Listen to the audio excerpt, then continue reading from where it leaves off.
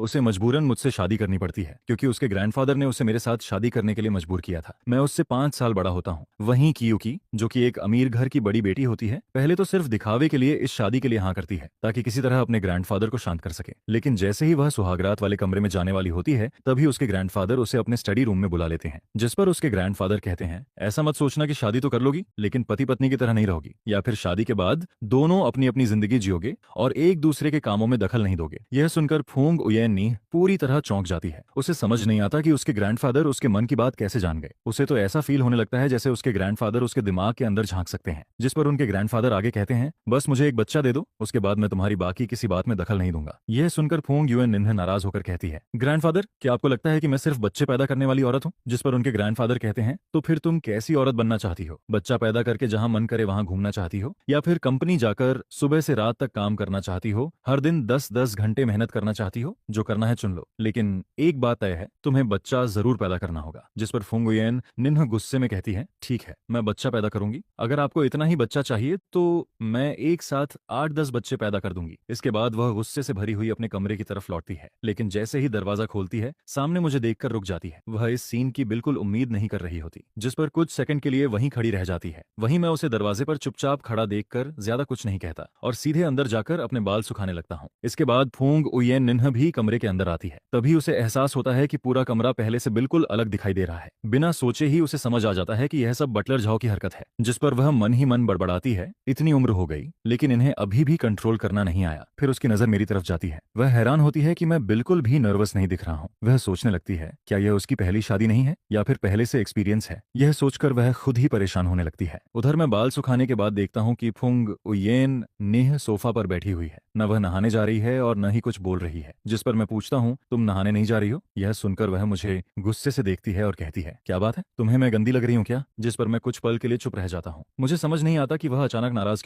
क्यों हो गई। फिर मैं कहता हूँ, नहीं, ऐसी बात नहीं है। यह सुनकर वह हल्की सी ठंडी आवाज में हुम करती है। वहीं मैं कुछ देर सोचने के बाद कहता हूँ, चलो थोड़ी बात करते हैं। जिस पर वह तुरंत सतर्क हो जाती है और घबराकर पूछती है कि किस बारे में? मैं शांत आवाज में कहता हूँ, बस ये पूछना था कि तुम कब सोना चाहती हो? अगर अभी सो जाएं तो कैसा रहेगा? यह सुनते ही उसका दिमाग जैसे काम करना बंद कर देता है। उसका चेहरा लाल हो जाता है और वह बस मुझे देखती रह जाती है। जिस पर उसके मन में सिर्फ एक ही सवाल चलता है, अभी तो सोने की बात हो रही थी, फिर किस कैसे हो गया? अगली सुबह जब उसकी आंख खुलती है, तब भी वह आधी नींद में होती है। जिस पर अनजाने में वह मेरे सीने से लगकर सो रही होती है। लेकिन जैसे ही उसे इस बात का एहसास होता है, वह तुरंत चौंक जाती है। आंखें खोलते ही उसे मेरी ठंडी नजरें दिखाई देती हैं। जिस पर मैं पूछता हूँ, क्या कर रही हो? यह सुनकर उसका चेहरा शर्म से लाल हो जाता है। वह रिफ्लेक्स में सॉरी बोलना चाहती है, लेकिन अगले ही पल खुद को रोक लेती है। वह मन ही मन सोचती है, मैं सॉरी क्यों बोलूं? मैं फूंग फैमिली की बड़ी बेटी हूँ। मैंने आज तक किसी से माफी नहीं मांगी और ये मेरा हस्बैंड है। अगर मैं इसके साथ थोड़ा करीब हो जाऊं तो इसमें गलत क्या है? यह सोचते ही वह और ज्यादा मेरे करीब आ जाती है और आराम से मेरी बाहों में घुस जाती है। जिस पर मैं उसकी हरकत देखकर उसकी सोच समझ जाता हूँ और कहता हूँ, आज रात का इंतजार कर लो। यह सुनते ही उसका चेहरा फिर से लाल हो जाता है। वह तुरंत मुझे छोड़ती है और जल्दी से बाथरूम की तरफ भाग जाती है। उधर मैं राहत की सांस लेता हूँ और अपना फोन उठाकर महिलाओं के ओव्यूलेशन साइकिल के बारे में जानकारी देखने लगता हूँ। असल में कुछ समय पहले फुंग फैमिली के ग्रैंडफादर खुद मेरे पास आए थे। उन्होंने मुझसे फुंग उयेन निन्ह से शादी करने की बात की थी। उन्होंने मुझे इतनी शेयर्स और प्रॉपर्टीज देने की पेशकश की थी कि उन्हें मना करना लगभग नामुमकिन था। लेकिन बदले में उनकी सिर्फ 2 कंडीशंस थीं। पहली, शादी के बाद मुझे फुंग उयेन निन्ह की मदद करनी होगी, उसे जिम्मेदार बनाना होगा ताकि भविष्य में वह फुंग ग्रुप की जिम्मेदारी संभाल सके। और दूसरी, जितनी जल्दी हो सके फुंग फैमिली के लिए एक हेयर पैदा करना होगा। जिस पर मैं मन ही मन सोचता हूँ कि किसी भी तरह उसे जल्दी प्रेग्नेंट करना पड़ेगा। कुछ देर बाद फुंग उयेन निन्ह नहाकर बाहर आती है। तब तक मैं भी तैयार हो चुका होता हूँ, जिसके बाद हम दोनों साथ में नीचे ब्रेकफास्ट के लिए जाते हैं। नीचे डाइनिंग रूम में फुंग फैमिली के ग्रैंडफादर पहले से ब्रेकफास्ट कर रहे होते हैं और बटलर झाओ उनके पास खड़ा होता है। जैसे ही वे दोनों हमें साथ में आते देखते हैं, दोनों कुछ पल के लिए एक दूसरे को देखने लगते हैं। जिस पर दोनों की आंखों में एक ही सवाल होता है, क्या इन दोनों के बीच अभी तक कुछ नहीं हुआ? लेकिन फुंग उयेन निन्ह को उनकी नजरों का बिल्कुल भी एहसास नहीं होता। वह आराम से बैठकर सर्वेंट से अपने लिए ब्रेकफास्ट तैयार करने को कहती है। उधर मैं आगे बढ़कर ग्रैंडफादर को ग्रीटिंग देता हूँ और फिर बैठ जाता हूँ। जिस पर ग्रैंडफादर मुस्कुराकर पूछते हैं, कल रात अच्छी नींद आई थी? मैं जवाब देता हूँ, जी बहुत अच्छी। यह सुनते ही फुंग उयेन नीन का चेहरा लाल हो जाता है। वहीं ग्रैंडफादर मेरा चेहरा देखकर समझ जाते हैं कि मैं झूठ नहीं बोल रहा हूँ। जिस पर वह फुंग उयेन निन्ह को घूर कर देखते हैं, लेकिन वह कुछ समझ नहीं पाती और उल्टा सोचती है, सुबह सुबह मुझे क्यों घूर रहे हैं? शादी भी हो गई, सुहागरात भी हो गई, फिर भी खुश नहीं है। इसके बाद वह ब्रेकफास्ट खत्म करके कहती है, मैं अब काम पर जा रही हूँ। असल में वह वापस कमरे में जाकर सोना चाहती थी क्योंकि पिछली रात ठीक से सो नहीं पाई थी। लेकिन तभी ग्रैंडफादर उसे रोक लेते हैं और पूछते हैं, कहाँ जा रही हो? जिस पर वह कहती है, कमरे में जाकर सोऊंगी। यह सुनकर ग्रैंडफादर तुरंत तुरंत कहते हैं सोना वोना छोड़ो और कंपनी जाओ, जिस पर वह हैरान होकर कहती है क्या आप चाहते हैं कि मैं कंपनी में काम करूं? ग्रैंडफादर कहते हैं बिल्कुल। वह तुरंत जवाब देती है लेकिन पहले तो आप कहते थे कि अगर मैं घर पर रहकर बच्चा पैदा करूं तो काम करने की जरूरत नहीं है। जिस पर ग्रैंडफादर पूछते हैं तो क्या तुम सच में घर पर रहकर बच्चा पैदा कर रही हो? वह कहती है बिल्कुल कर रही हूँ। ये सुनकर ग्रैंडफादर ठंडी आवाज में कहते हैं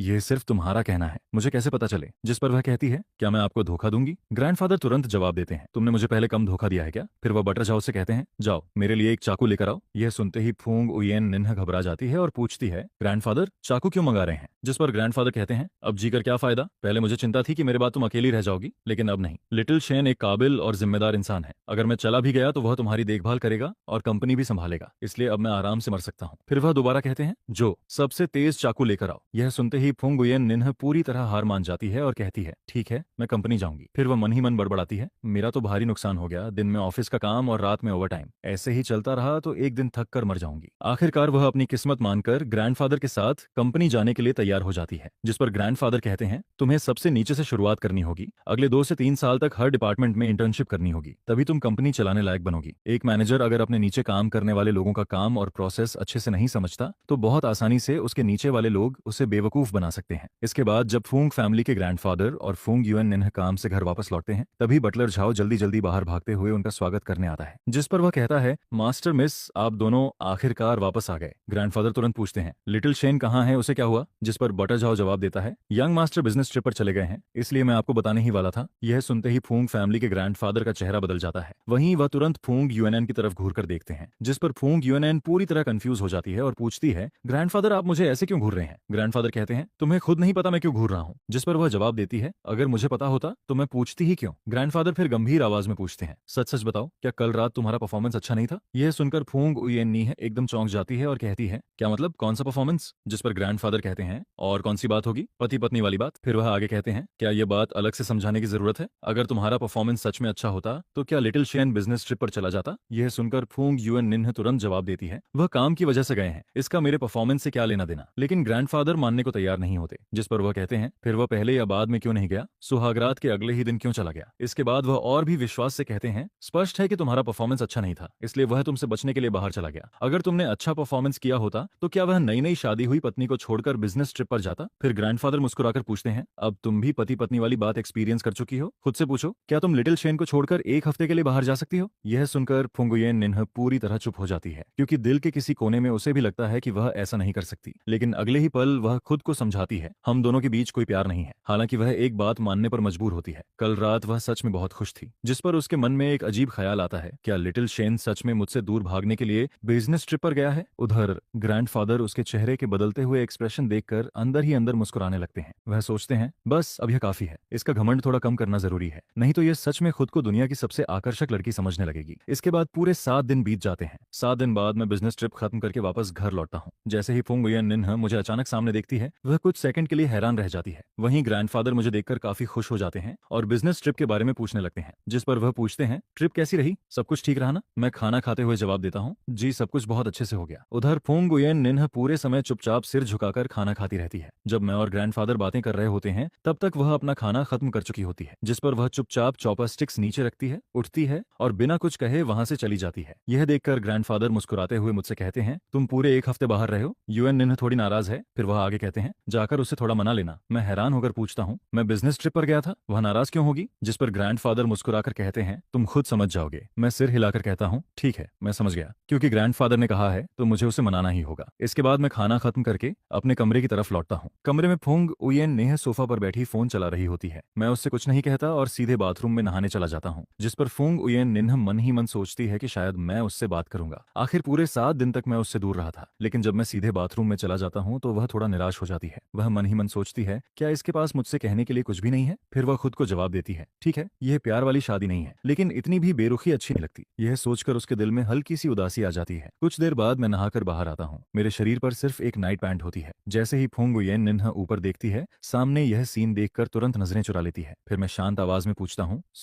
सोना है? यह सुनकर वह पूरी तरह कंफ्यूज हो जाती है। उसके दिमाग में तुरंत कई सवाल आने लगते हैं। सिर्फ सोना है या फिर वैसा सोना जैसा सुहागरात वाली रात हुआ था? जिस पर उसका चेहरा लाल हो जाता है और वह कुछ समझ नहीं पाती कि क्या जवाब दे। मैं दोबारा पूछता हूँ, नहीं सोना क्या? यह सुनकर वह तुरंत जवाब देती है, क्यों नहीं? हस्बैंड के साथ सोने में शर्म कैसी? फिर जल्दी से कहती है, सोएंगे, जरूर सोएंगे। इसके बाद वह सफाई देने लगती है। लेकिन गलत मत समझना, मैं तुम्हारे साथ इसलिए नहीं सो रही क्योंकि मैं तुम्हें पसंद करती हूँ। ग्रैंडफादर को ग्रेट ग्रैंडचाइल्ड चाहिए, इसलिए बस। लेकिन बात पूरी करते करते वह खुद ही चौंक जाती है, क्योंकि उसे एहसास होता है कि उसने कब से मुझे सिर्फ बच्चा पैदा करने वाला टूल समझना शुरू कर दिया। उधर मैं उसकी बातें सुनकर शांत आवाज में कहता हूँ, मुझे पता है। असल में मुझे उसके ओव्यूलेशन साइकिल के बारे में पहले से पता होता है। जिस पर फुंग गुयेन नीन्हा और भी ज्यादा हैरान हो जाती है। वह सोचती है इसे बच्चा पैदा करने का टूल समझा जा रहा है, फिर भी इसे गुस्सा नहीं आ रहा। इसका स्वभाव सच में बहुत अच्छा है। मैं उसके बदलते हुए एक्सप्रेशंस देखकर पूछता हूँ, क्या हुआ? जिस पर वह जैसे सपने से बाहर आती है और सिर हिलाकर कहती है, कुछ नहीं। मैं मुस्कुराकर कहता हूँ, चलो सोते हैं। बिस्तर पर लेटने के बाद फुंग गुयेन निन्हा थोड़ा नर्वस हो जाती है, क्योंकि सुहागरात वाली रात तो मैंने पहल की थी, लेकिन इस बार उसे लगता है कि शायद उसे खुद पहल करनी पड़ेगी। वह मन ही मन सोचती है, अगर मुझे पहल करनी पड़ी तो कैसे करूंगी? पहले हक करूं या पहले किस?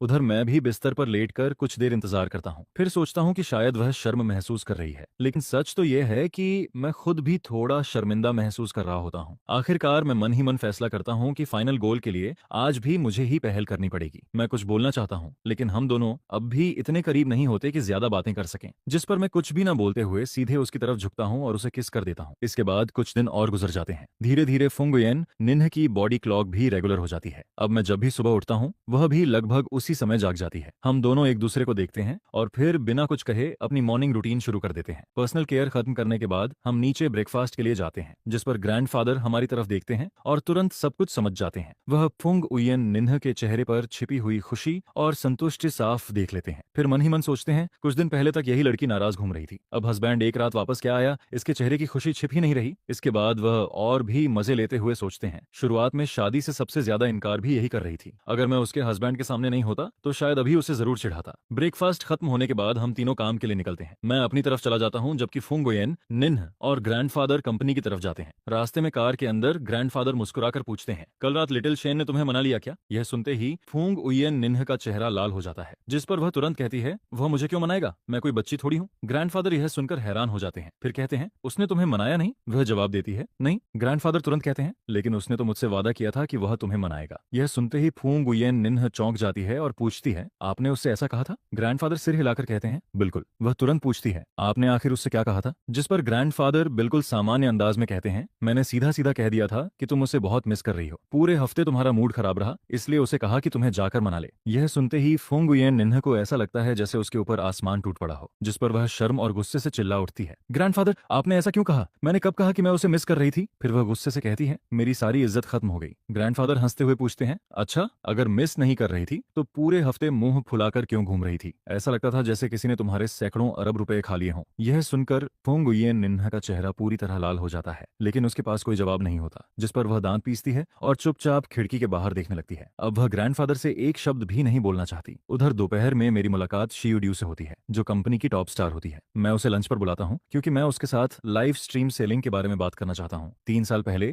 वह एक कैंपस रोमांस ड्रामा की वजह से बेहद फेमस हुई थी और पिछले कुछ सालों में उसने कंपनी के लिए काफी पैसा कमाया था, जिस पर मैं अच्छी तरह जानता हूँ कि कंपनी में उसकी पोजीशन कितनी महत्वपूर्ण है। लंबे समय तक किसी सेलिब्रिटी को लगातार सेल करने से उसकी वैल्यू कम हो जाती है, जिस पर प्लान यही था कि उसे बस कभी कभी स्ट्रीम पर लाया जाए ताकि बाकी आर्टिस्ट के लिए व्यूज अट्रैक्ट किए जा सकें और साथ ही जियांग ग्रुप की प्रमोशन भी होती रहे। ये पहली बार था जब मैं उससे रियल लाइफ में मिल रहा था। उसके लंबे सफेद बाल काफी रिबेलियस लग रहे थे। एक नजर में ही पता चल जाता था कि वह ज्यादा अप्रोचेबल टाइप की इंसान नहीं है। कुछ फॉर्मल बातें करने के बाद मैं खाना खाते हुए यहाँ आने का अपना पर्पस एक्सप्लेन करने लगता हूँ, जिस पर थाप नागदू आराम से कहती है, प्रोसेस और बाकी डिटेल्स के बारे में आप मेरे मैनेजर से डिस्कस कर लीजिए। यह सुनकर मैं कुछ पल के लिए हैरान रह गया। बाहर की दुनिया में सब यही कहते थे कि थप नागदू का नेचर बहुत खराब है और उससे कम्युनिकेट करना आसान नहीं है। हालांकि उसने कभी कोई ऐसी हरकत नहीं की थी जो लिमिट्स क्रॉस करे, लेकिन उसका एटीट्यूड काफी एरोगेंट माना जाता था। वह कब नाराज हो जाए कोई नहीं जानता था, जिस पर कंपनी को अक्सर उसके पीछे सफाई देनी पड़ती थी। यहाँ तक कि कई पार्टनरशिप कॉन्ट्रैक्ट्स भी उसके इसी बिहेवियर की वजह से टूट गए थे। मैं तो सोचकर आया था कि आज मुझे उसे मनाने के लिए काफी मेहनत करनी पड़ेगी, लेकिन मुझे बिल्कुल उम्मीद नहीं थी कि वह इतनी आसानी से मान जाएगी। लगता है अफवाहों जितनी मुश्किल इंसान वह नहीं है। इसके बाद वह एक डिश मेरी तरफ बढ़ाते हुए कहती है, यह इस रेस्टोरेंट की स्पेशल डिश है, आप टेस्ट करके देखिए। मैं थप नागदू की तरफ देखता हूँ और मुझे वह थोड़ी अजीब लगती है। क्या वह मुझे इंप्रेस करने की कोशिश कर रही है? लेकिन उसे देखकर ऐसा भी नहीं लगता था कि वह ऐसी इंसान है। जिस पर थपनहाक डुक कुछ नहीं कहती है और बस चुपचाप खाना खाती रहती है। उसके गाल हल्के हल्के लाल हो रहे होते हैं, लेकिन मुझे इस बात का बिल्कुल एहसास नहीं होता। खाना खत्म होने के बाद हम दोनों प्राइवेट रूम से बाहर निकलते हैं। तभी एक आवाज आती है, टियू थान, तुम भी यहाँ खाना खाने आए थे? जी। मैं फोंग युएन नीन की तरफ एक नजर डालता हूँ। वह ठंडी निगाहों से थापनहाक डू को देख रही होती है, जिस पर जैसे ही उसे महसूस होता है कि मैं उसे देख रहा हूँ, वह मुझे घूरती है, हल्का सा हूं कहती है और अपना चेहरा दूसरी तरफ घुमा लेती है। मुझे समझ नहीं आता कि मैंने फिर से उसे किस बात पर नाराज कर दिया। सच में उसका मूड बिल्कुल बच्चे जैसा है, एक पल में बदल जाता है। कुछ साधारण बातें करने के बाद सब अपने अपने रास्ते चले गए, लेकिन जाते जाते थपनहाक डू मुझसे पूछती है कि आपकी फुंग फैमिली से अच्छी जान पहचान है, जिस पर मैं मुस्कुराते हुए सिर हिलाता हूँ और कहता हूँ, हाँ, मेरी और फोंग युएन नीन की शादी हो चुकी है। यह सुनते ही थपनहाक डू कुछ पल के लिए पूरी तरह जड़ हो जाती है। वह मुझे हैरानी से देखने लगती है। क्या हुआ, इतनी हैरानी हो रही है? जिस पर वह आखिरकार होश में आती है और मेरी तरफ देखती है, लेकिन अब उसकी आंखों में पहले जैसी गर्मजोशी नहीं रहती। फिर वह पूछती है, क्या जियांग ग्रुप किसी परेशानी में है? अगर नहीं तो आपने ऐसी बिगड़ी हुई रिच गर्ल से शादी क्यों की, जिसके बारे में हर जगह नेगेटिव रूमर्स फैले हुए हैं? मैं हंसते हुए कहता हूँ, नहीं, ऐसी कोई बात नहीं है। जियांग ग्रुप अभी बहुत अच्छा चल रहा है, सब कुछ स्टेबल है। तो फिर आपने उससे शादी क्यों की? पहले मुझे लगा था कि वह जियांग ग्रुप की सिचुएशन को लेकर परेशान है, लेकिन अब लग रहा था कि बात कुछ और है। जिस पर मैं सीधा जवाब देता हूँ, क्योंकि मैं उसे पसंद करता हूँ। पति का अपनी पत्नी को पसंद करना कोई अजीब बात तो नहीं है। मेरे इस जवाब में कोई कमी नहीं निकाली जा सकती थी, लेकिन यह सुनकर थपनहाक डू का चेहरा ठंडा पड़ जाता है। वह कुछ नहीं कहती। इसके बाद पूरे रास्ते वह एक शब्द भी नहीं बोलती। काम खत्म होने के बाद बाई यी और बाकी लोग फोंग युएन नीन को बाहर घूमने के लिए बुलाते हैं।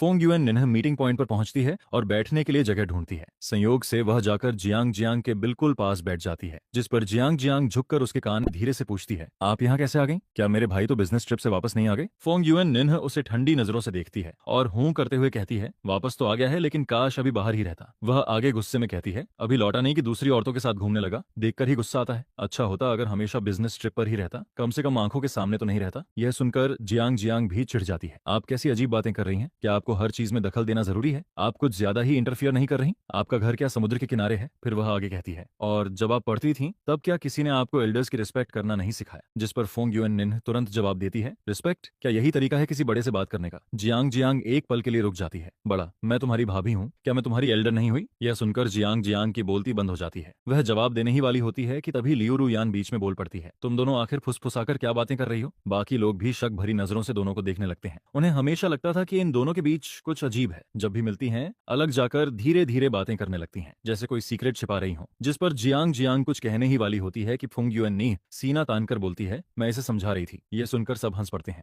अच्छा, क्या समझा रही थी? फोंग युएन निन्ह नाक ऊपर उठाकर कहती है, इसे एल्डर्स की रिस्पेक्ट करना सिखा रही थी। और वह एल्डर कौन है? मैं। यह सुनते ही सब लोग और भी ज्यादा हंसने लगते हैं। तुम आखिर उसकी कौन लगती हो? जिस पर फोंग युएन निन्ह बिना झिझक जवाब देती है, मैं उसकी भाभी हूँ। यह सुनते ही माहौल अचानक शांत हो जाता है। सबकी नजरें जियांग जियांग पर टिक जाती हैं। जियांग जियांग, यह तुम्हारी भाभी होने का दावा कर रही है, तुम इसे कुछ कह क्यों नहीं रही? सबको पता था कि जियांग जियांग अपने भाई की कितनी बड़ी फैन है। वह हर समय अपने भाई की तारीफ करती रहती थी, इसलिए सबको लगा था कि वह अभी फट पड़ेगी। लेकिन उनकी उम्मीद के उलट जियांग जियांग वहीं चुपचाप बैठी रहती है। हालांकि उसका चेहरा अच्छा नहीं दिख रहा था, लेकिन वह कुछ भी नहीं कहती। जिस पर लियू रुयान और बाकी लोगों की मुस्कान धीरे धीरे गायब होने लगती है। फोंग युएन नीह थोड़ी ऊपर उठाकर उन्हें गर्व से देखने लगती है। मारोगे मुझे? मैं जाकर जियांग चेन से शिकायत कर दूंगी। छोटे होकर बड़ों पर हाथ उठाओगे? बिल्कुल हद है। अब किसी को भी समझ नहीं आ रहा था कि क्या हो रहा है। लियू रुयान अविश्वास से जियांग जियांग और फुंग युएन नीन को देखती रहती है, क्योंकि जियांग जियांग कभी भी चुप रहने वालों में से नहीं थी। उसका इस तरह शांत बैठना सिर्फ एक बात साबित करता था, फुंग युएन नीन सच बोल रही थी। वह सच में जियांग जियांग की भाभी थी। जिस पर लियू रुयान अविश्वास से कहती है, लेकिन वह जियांग चेन के साथ कैसे हो सकती है? एक तरफ जियांग चेन जैसा एम्बिशियस और कैपेबल आदमी था, और दूसरी तरफ फोंग युएन नीह जैसी रिच सेकंड जनरेशन गर्ल जो हमेशा मौज मस्ती में लगी रहती थी। दोनों एक साथ कैसे हो सकते थे?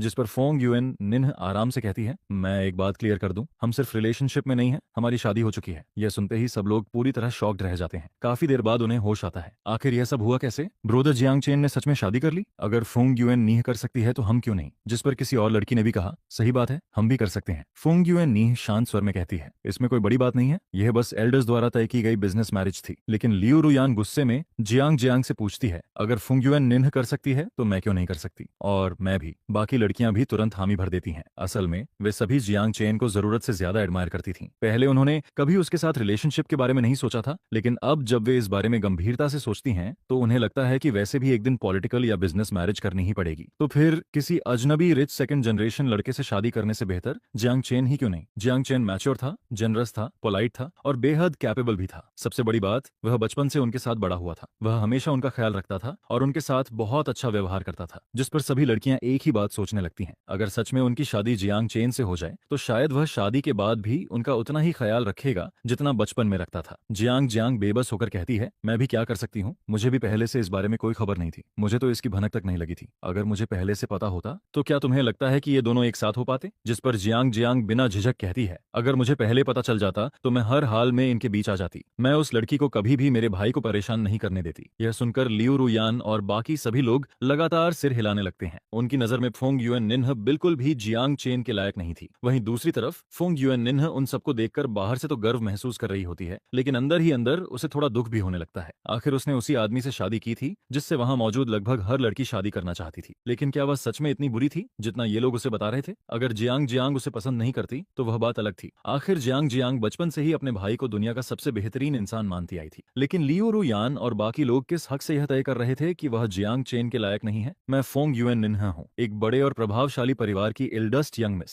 मेरे पास कैरेक्टर है, ब्यूटी है, एबिलिटी है, फैमिली बैकग्राउंड है और ब्यूटी भी है। मैं अनगिनत रिच यंग मास्टर्स की ड्रीम गर्ल हूँ। इतनी भी बुरी नहीं हूँ जितना ये लोग दिखाने की कोशिश कर रहे हैं। उनकी बातें सुन सुनकर तो मेरा कॉन्फिडेंस ही खत्म होने वाला है। तभी किसी ने ताना मारते हुए कहा, इतना घमंड किस बात का है? ये तो बस एक इमोशनलेस मैरिज है। ऐसी बिजनेस मैरिज तो हमें भी मिल सकती है। जिस पर दूसरी लड़की भी तुरंत बोल पड़ती है, पहले मैंने कभी अपने से बड़े आदमी से शादी करने के बारे में नहीं सोचा था, लेकिन अगर वह जियांग चेन हो तो मैं तैयार हूँ, सच में तैयार हूँ। यह सुनकर फोंग युएन नीह मन ही मन हंस पड़ती है। तुम लोगों को आखिर पता ही क्या है? क्या सच में तुम्हें लगता है कि यह सिर्फ एक बिजनेस मैरिज है, कि इसमें बिल्कुल भी फीलिंग्स नहीं है? अगर सच में सिर्फ फायदा ही मकसद होता तो जियांग चेन किसी और रिच फैमिलीज डॉटर को भी चुन सकता था। क्या इस शहर में मेरे परिवार से ज्यादा अमीर परिवार नहीं है? क्या ऐसी लड़कियां नहीं है जिनकी उम्र और एबिलिटी जियांग चेन के बराबर हो? जियांग चेन जैसा आदमी चाहे तो किसी से भी शादी कर सकता है, फिर आखिर उसने मुझे ही क्यों चुना? क्या इसलिए नहीं कि वह मुझे पसंद करता है? यह सोचकर फोंग युएन निन्ह गर्व से अपनी ठोड़ी ऊपर उठा लेती है। वैसे भी उसकी नजर में मैं उसकी यूथ और गुड लुक्स पर फिदा हूँ। यह सुनते ही बाकी लड़कियों को ऐसा महसूस होता है जैसे उन पर आसमान टूट पड़ा हो। उनके दिल में जियांग चेन एक परफेक्ट मैन था, लेकिन वही परफेक्ट मैन आखिर फोंग युएन नीन जैसी लड़की को पसंद करता है। जियांग जियांग चुपचाप बैठी रहती है। हालांकि उसे मानना नहीं था, लेकिन फोंग युएन नीन की बात में दम जरूर था। अगर उसका भाई सिर्फ बिजनेस मैरिज करना चाहता तो शहर की किसी भी रिच फैमिलीज डॉटर को चुन सकता था। वह अपने भाई की तारीफ करते हुए सोचती है, मेरा भाई हैंडसम है, कैपेबल है, मैच्योर है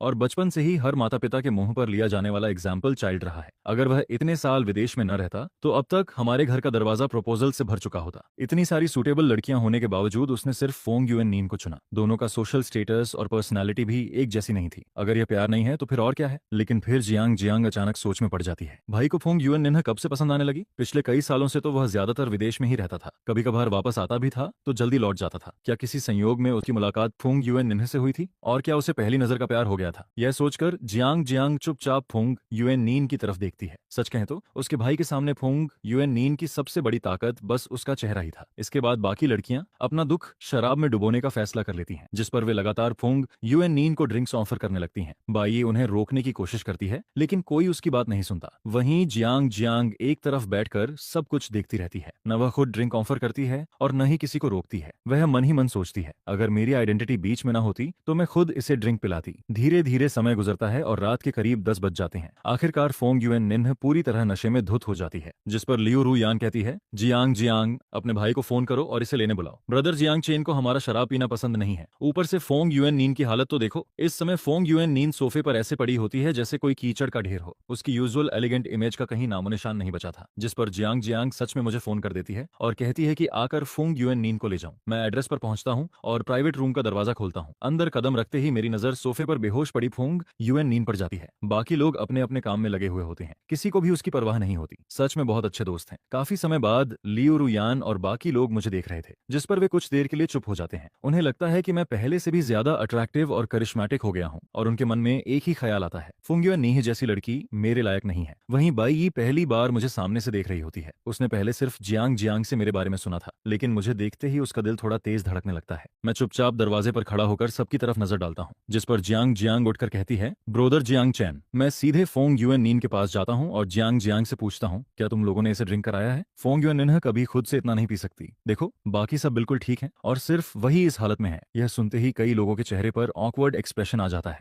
असल में उन्होंने जबरदस्ती उसे ड्रिंक नहीं कराया था, लेकिन किसी ने भी उसे रोकने की कोशिश नहीं की थी। खासतौर पर लियू रुयान और शी अपनी नजरें चुराने लगती हैं। कोई जमीन देखने लगता है, कोई आसमान देखने लगता है, कोई हवा और बादलों को देखने लगता है। बस मेरी तरफ कोई नहीं देखता, जिस पर मैं तुरंत सब समझ जाता हूँ। मैं और कुछ नहीं पूछता, सीधे जाकर फोंग युएन नीन के पास बैठ जाता हूँ। युएन नीन, मैं तुम्हें तुम्हें घर ले जाने आया हूँ। लेकिन वह कोई जवाब नहीं देती, वह पूरी तरह नशे में डूब चुकी होती है। चलो घर चलते हैं, यह कहते हुए मैं उसे सीधे अपनी बाहों में उठा लेता हूँ। फिर जियांग जियांग और बाकी लोगों को गुड बाय कहकर वहां से निकल जाता हूँ। मेरे जाने के बाद लियू रुयान धीरे से कहती है, क्या ब्रदर जियांग चेन सच में फुंग यूएन नीन को पसंद करता है? देखो वह इतनी बुरी तरह नशे में है, लेकिन ब्रदर जियांग चेन नाराज होने के बजाय खुद उसे लेने आया। अगर यह प्यार नहीं है तो फिर क्या है? लेकिन जियांग जियांग अब भी चुप रहती है। प्यार? उसे ऐसा नहीं लगता। हालांकि उसका भाई खुद फुंग यूएन निन्ह को लेने आया था, उसकी आवाज भी बेहद नरम थी, लेकिन जियांग जियांग को उसकी आंखों में चिंता दिखाई नहीं दी। अगर कोई आदमी सच में किसी से प्यार करता हो तो उसे इस हालत में देखकर परेशान जरूर होता। उसकी आंखों में दर्द और फिक्र साफ नजर आती, लेकिन उसने ऐसा कुछ नहीं देखा, क्योंकि कई साल पहले जियांग जियांग अपने भाई को सच में किसी से प्यार करते हुए देख चुकी थी, और इसलिए वह इस फर्क को आसानी से पहचान सकती थी। उसके मन में अचानक एक ख्याल आता है, क्या भाई की शादी के पीछे कोई और वजह है? क्या परिवार का बिजनेस सच में किसी मुश्किल में है? क्या उसने फुंग फैमिली की मदद पाने के लिए अपनी खुशी की कुर्बानी दे दी? उधर मैं फुंग यूएन नीन को लेकर घर लौट आता हूँ। घर पहुंचकर मैं सर्वेंट्स को उसे उसके कमरे तक पहुंचाने के लिए कहता हूँ, साथ ही हैंगओवर सूप तैयार करने का भी आदेश देता हूँ। यह सब देखकर ओल्ड मास्टर फोंग गुस्से से भर जाता है। वह नाराज होकर कहता है, सच में यह लड़की बिल्कुल उम्मीदों पर खरी नहीं उतरती। इतना हैंडसम, कैपेबल और केयरिंग हस्बैंड मिला है, फिर भी इसे अपनी कोई परवाह नहीं है। उसे पता ही नहीं होता कि घर पर रहकर अपने हस्बैंड का साथ कैसे दिया जाता है, बल्कि उसे तो बाहर जाकर दूसरी औरतों के साथ घूमना फिरना ज्यादा पसंद होता है, जिस पर वह इतनी ज्यादा ड्रिंक कर लेती है कि बुरी तरह नशे में धुत हो जाती है। यह देखकर फोंग परिवार के बुजुर्ग कहते हैं, मैंने पूरी जिंदगी समझदारी से बिताई है, लेकिन पता नहीं मेरी पोती इतनी बेफिक्र और गैर जिम्मेदार कैसे निकल गई। जिस पर कोई पूछता है, फिर आप उसे लेने क्यों गए थे? उसे बाहर ही पड़ा रहने देते, जिसके जवाब में कहा जाता है, ग्रैंडपा, हुएन नीन तो बस अपने दोस्तों के साथ न्यू मैरिज सेलिब्रेट करने गई थी। दोस्तों ने उसे कुछ ड्रिंक्स और पिला दी, इसमें कोई बड़ी बात नहीं है। यह सुनकर फुंग गोल्ड मास्टर भौहें सिकोड़ लेते हैं, जिस पर मैं कहता हूँ, आप चिंता मत कीजिए, कल जब यूएन नीन उठेगी तो मैं उसे समझाऊंगा कि आगे से थोड़ा कम पिया करे, ताकि घर वालों को उसकी फिक्र न करनी पड़े। जिस पर फोंग गोल्ड मास्टर मेरी तरफ देखते हैं। उन्हें लगता है कि यूएन निन्ह के लिए उन्होंने जो हस्बैंड चुना है वह सच में बहुत अच्छा है, मैच्योर है, जेंटल है और अपनी वाइफ का ख्याल रखना भी जानता है। इसलिए वह मन ही मन उम्मीद करते हैं कि यूएन निन्ह उनकी भावनाओं की कदर करेगी और बेवजह कोई तमाशा नहीं करेगी। इसके बाद फुंग ओल्ड मास्टर वहां से चले जाते हैं। फिर मैं घर के सर्वेंट से कहता हूँ कि फुंग उयेन नीन को बाथरूम ले जाकर साफ सफाई करवा दें, जिस पर सर्वेंट्स उसे नहलाने के बाद बेड पर लिटा देते हैं। मैं देखता हूँ कि फुंगवेन निन्ह अभी भी होश में नहीं आती है, इसलिए मैं उसे जबरदस्ती हैंगओवर सूप भी नहीं पिलाता। वैसे भी आज वह इतनी ज्यादा नशे में होती है कि अगर ऐसा नहीं होता तो शायद आज रात फिर काफी एक्सरसाइज करनी पड़ती। यह सोचकर मैं चैन की नींद सोने चला जाता हूँ। फिर अगली सुबह फुआंग वियन नींद की आंख खुलती है। उसका सिर जोर जोर से दर्द कर रहा होता है। वह अपना सिर पकड़कर पूरे कमरे को देखती है और सोचती है, क्या मैं घर वापस आ गई हूँ? लेकिन मैं वापस आई कैसे? जिस पर वह खुद ही अंदाजा लगाती है, क्या जियांग जियांग और लियू न्यूयन मुझे घर लेकर आए थे? लेकिन अगले ही पल वह इस बात को खुद ही नकार देती है, क्योंकि पिछली रात उन दोनों का रवैया बिल्कुल भी अच्छा नहीं था। जियांग जियांग तो बस हाथ बांधकर तमाशा देख रही थी और लियू न्यूयन भी उसे बचाने की कोशिश नहीं कर रही थी, इसलिए यह दोनों नहीं हो सकती। जिस पर वह सोचने लगती है, तो फिर मुझे घर कौन लेकर आया? क्या मैं खुद पैदल चलकर आ गई थी? इसके बाद वह बेड के पास हाथ ले जाकर अपने शरीर को चेक करती है। तभी उसे एहसास होता है कि इतनी ज्यादा ड्रिंक करने के बावजूद उसके शरीर से शराब की कोई स्मेल नहीं आ रही है। यह महसूस करते ही उसे समझ आ जाता है कि किसी ने उसे नहलाया था। जिस पर वह धीरे से बगल की तरफ देखती है और अचानक उसका चेहरा लाल हो जाता है, क्योंकि उसके मन में ख्याल आता है कि शायद कल रात जियांग चेन ने ही उसे नहलाया होगा। उसी समय मैं उसकी तरफ देखकर पूछता हूँ, तुम्हें कहीं असहज तो फील नहीं हो रहा? जिस पर फुआंग वियन नी हल्के से अपने होंठ काटती है, लेकिन कुछ नहीं कहती। फिर मैं पूछता हूँ, सिर दर्द कर रहा है क्या? इस बार वह चुपचाप सिर हिला देती है। जिस पर मैं कहता हूँ, किचन में हैंगओवर सूप तैयार है, मैं किसी को बोल देता हूँ कि वह लेकर आए। असल में मुझे पहले से अंदाजा था कि सुबह उठते ही उसका सिर दर्द करेगा, इसलिए मैंने रात में ही किचन को कह दिया था कि सुबह सुबह सूप तैयार रहे। लेकिन इस समय यूएन निन के दिमाग में सूप नहीं चल रहा होता। उसके मन में तो सिर्फ एक ही सवाल घूम रहा होता है, आखिर मुझे कल रात नहलाया किसने था? वह मन ही मन सोचती है, क्या मुझे सीधे पूछ लेना चाहिए कि कल रात आपने मुझे नहलाया था? लेकिन ऐसा पूछना थोड़ा अजीब नहीं लगेगा? फिर वह पूछती है, वैसे मैं कल रात घर कैसे आई थी? जिस पर मैं जवाब देता हूँ, जयका साहिब, जियांग जियांग ने मुझे कॉल किया था। उसने बताया कि तुम बहुत ज्यादा नशे में हो, इसलिए मैं तुम्हें लेने चला गया था। फिर मैं पूछता हूँ, वैसे कल रात तुमने कोई हंगामा तो नहीं किया? यह सुनकर फुआंग वियन नी घबरा जाती है, क्योंकि उसने पहले कभी इतनी ज्यादा ड्रिंक नहीं की थी। उसे तो यह भी याद नहीं था कि नशे में उसने क्या क्या किया। वह सोचती है, अगर जियांग चेन ने कह दिया कि मैंने कल रात कोई तमाशा किया था तो मैं शर्म से कहां जाऊंगी। जिस पर वह चुप रहना ही बेहतर समझती है। इसके बाद हैंगओवर सूप पीने के बाद हम दोनों नीचे ब्रेकफास्ट करने चले जाते हैं। फिर ब्रेकफास्ट खत्म होते ही मैं ऑफिस जाने की तैयारी करने अपने कमरे में चला जाता हूँ। उधर फुआंग वियन निन्ह जल्दी से बटलर झाओ को एक कोने में ले जाती है और धीरे से पूछती है, अंकल झाओ, कल रात मैंने कोई हंगामा तो नहीं किया था? जिस पर बटलर झाओ मुस्कुराकर कहते हैं, नहीं मिस, कल रात आप बहुत अच्छी थीं। यह सुनकर यूएन निन्ह चौंक जाती है, क्योंकि 5 साल की उम्र के बाद किसी ने भी उसे अच्छी बच्ची जैसा शब्द कहकर नहीं बुलाया था। फिर बटलर झाओ मुस्कुराते हुए कहते हैं, कल रात यंग मास्टर आपको अपनी बाहों में उठाकर घर लाए थे। उस समय आप बिल्कुल शांत थीं और बहुत क्यूट लग रही थीं। यह सुनते ही फुआंग वियन निन्ह शर्म से लाल हो जाती है और तुरंत बोल पड़ती है, अंकल झाओ बस कीजिए। जिस पर बटलर बटलर झाओ मन ही मन हंसने लगते हैं। फिर उयेन निन्ह नाराज होकर कहती है, क्या आप थोड़ा रियलिटी में रहकर बात नहीं कर सकते? मैं और क्यूट, ये तो हद हो गई। जिस पर बटलर झाओ हंसते हुए कहते हैं, इसमें गलत क्या है? आप यंग मास्टर की वाइफ, अगर उन्हें आप पर प्यार आए तो ये बिल्कुल नॉर्मल बात है। यह सुनकर फोंग उयेन निन का चेहरा और ज्यादा लाल हो जाता है। फिर वह घूरते हुए कहती है, बटलर झाओ, आजकल आप बहुत अजीब बातें करने लगे हैं। जिस पर बटलर झाओ तुरंत जवाब देते हैं, मैंने कौन सी गलत बात कही है? आपको पता भी है कि कल रात यंग मास्टर कितने परेशान थे। फिर वह आगे बताते हैं, जैसे ही उन्हें पता चला कि आप नशे में हैं, वह तुरंत आपको लेने निकल गए। वापस आने के बाद भी उन्होंने आराम नहीं किया और किचन से आपके लिए हैंगओवर सूप बनवाया। यह सुनते ही यूएन निन्ह जल्दी से पूछती है, रुकिए, तो कल रात मुझे नहलाया किसने था? जिस पर बटलर झाओ जवाब देते हैं,